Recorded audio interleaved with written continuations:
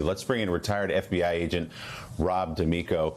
Rob, good morning. Thanks for being with us. So we're outside the 24-hour window now as this manhunt continues. We know, obviously, that he is armed and dangerous. We know he is willing to impersonate a law enforcement officer. According to police, that's what he did during these shootings. What does the manhunt look like at this point? And at what point do you start to worry that it's been too long? Well, one, it's never too long. We're going to catch him. That's always going to happen. But what they have to look at now is they have that one picture of him after the event, figuring out what vehicle did he get. Did he get a vehicle that then extends the area that you're looking at? And then there's about 4 phases of investigation. You're talking to friends and family, your search warrant of the house, and you're looking at his computer.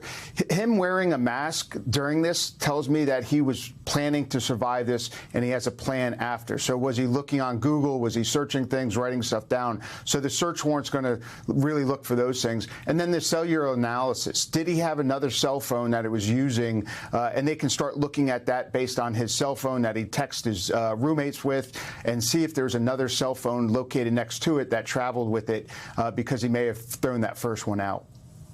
So, Rob, police found this document in his vehicle. They're calling it a hit list with 70 names and organizations. He probably planned on continuing to do what he was doing, if not for the intervention of police here, mostly Democrats, supporters of abortion rights. What will investigators take from that list, and what does that mean for their plans to protect some of the people on the list?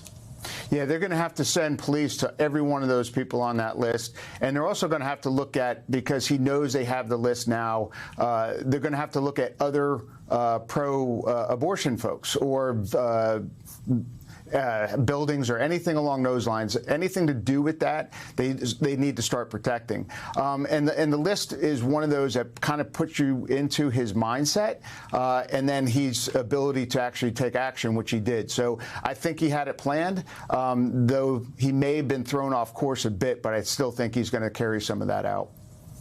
The manhunt continues. Retired FBI agent Rob D'Amico, appreciate your expertise on this. Thanks so much.